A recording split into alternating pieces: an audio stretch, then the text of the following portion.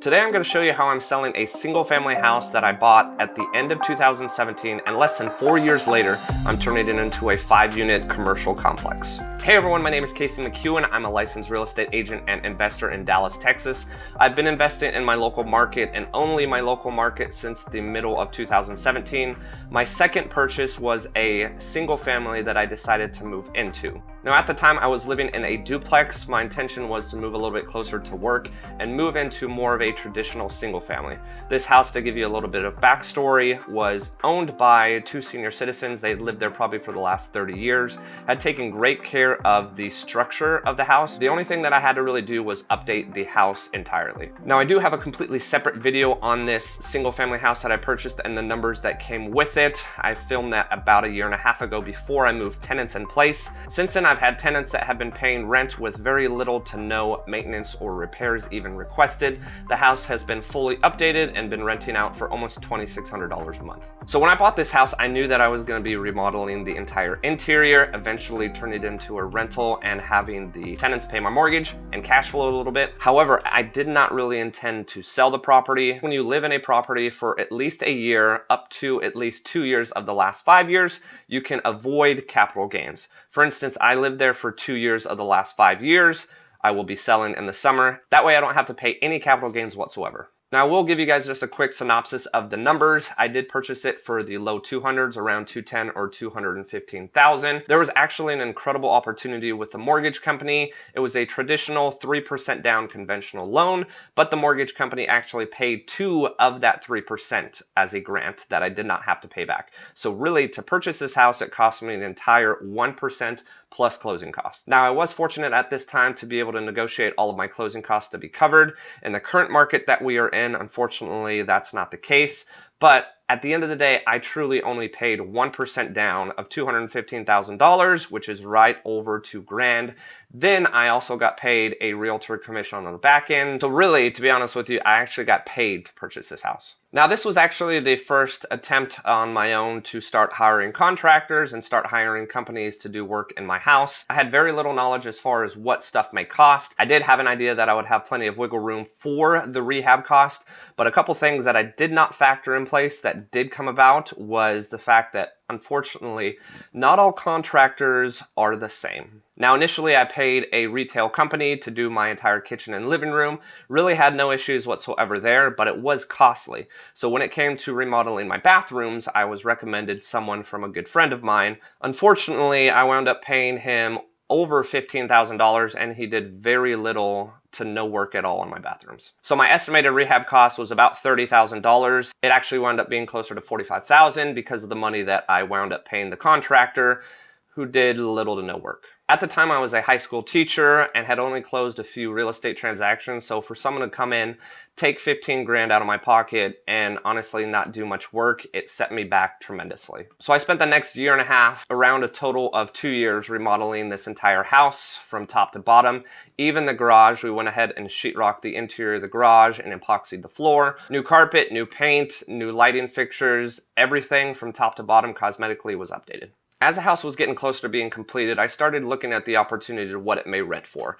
I knew in my local market and the comps were saying a little above 2,000, maybe 2,200. However, I decided to completely change the master bathroom and put in a massive shower, and I was able to get $2,600 a month, which is far more than anything in that local area was getting. So over the past 18 months, I've spent about $800 or $900 in repairs. That's about it, and I'm cash flowing about $600 a month above my mortgage. So you can see the opportunity that I'm getting by turning that property into a rental. Now fast forward to today, my intention was to be able to sell the property for about $300,000 or as close to $300,000 as possible. That would put me at about $40,000 in profit. In the last 3 or 4 years, I'd be able to recoup all of the money that I put in the property and apply that to my next investment. However, with the market here in Texas and with everything changing in the last 12 months, our market is absolutely on fire. Instead of being able to sell for $300,000, I know I'm going to get well over $350,000. So this started opening my eyes to other potential opportunities and what I could do with the funds that come from that sale. If you've been following me for a while, you know that I was able to build my dream home at the age of 31.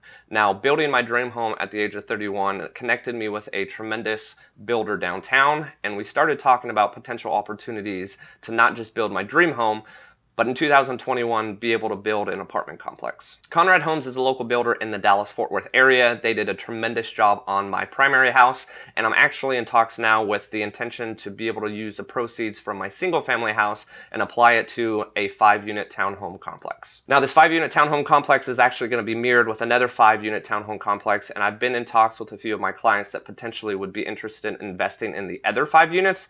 I personally financially can only afford one of the 5, but the fact is I'm able to take a single family house that I bought less than 4 years ago for $200,000 or $215,000 and roll the profits into a much larger commercial deal. Now, personally, I'm not a huge fan of commercial deals when I'm this early in investing. I wanted to buy as many single families or 2 to 4 units as possible, but I also didn't intend on being able to pull this much cash out from a property so quickly. With the help of my market, at the end of the day, I'm going to be walking away with between $150,000 to $175,000 in cash in the summer when I sell this property.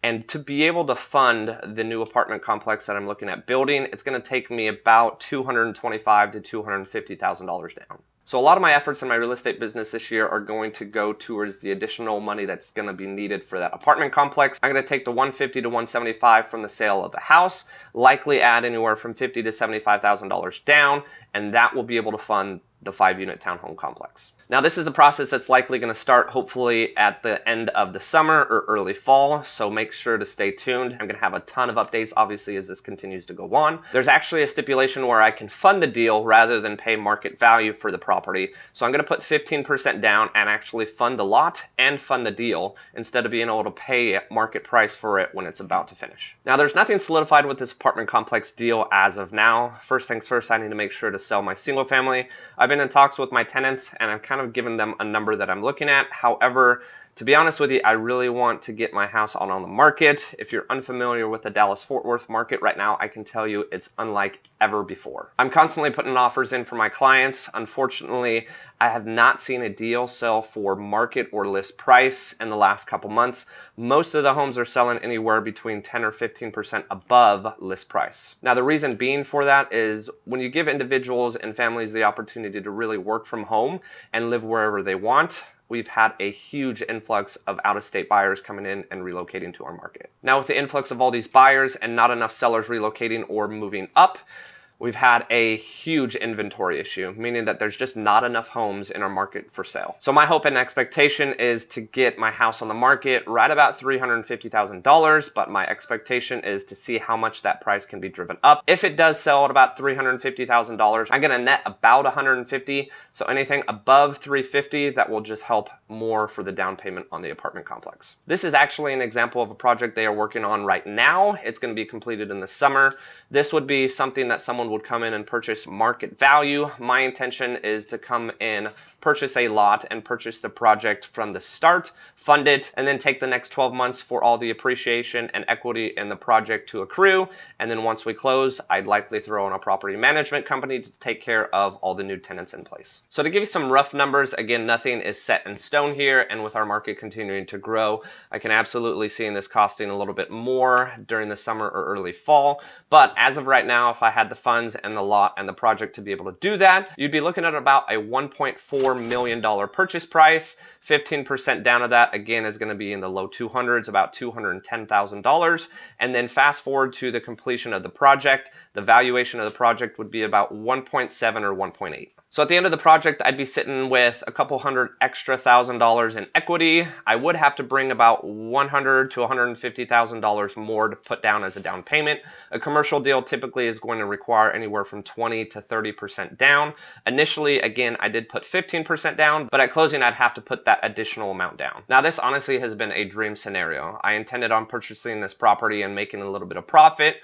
I did hit a hiccup with the individual that I lost $15,000 from, which at the time I thought was going to severely hurt my return on the house. But with the market and the great tenants I've had in place, it's honestly been a dream come true. This was my second investment purchase, and to be able to roll a $200,000 or low $200,000 single family home into a $1.4 to $1.8 million 5-unit townhome complex in less than 4 years is a huge huge deal for me. Now again, none of this is set in stone yet. I do have to sell my house to really start the ball rolling, but I do have Conrad Homes currently looking for available lots to kind of run this project for me. Make sure to stay tuned over the next 12 to 18 months as this project develops. It's going to be really exciting for me to be able to go from an individual at 27 that didn't even own a home to being 32 and owning a brand new townhome complex. Thanks again for watching, guys. Make sure to hit that like and subscribe button. It really does help, and stay tuned for the next video.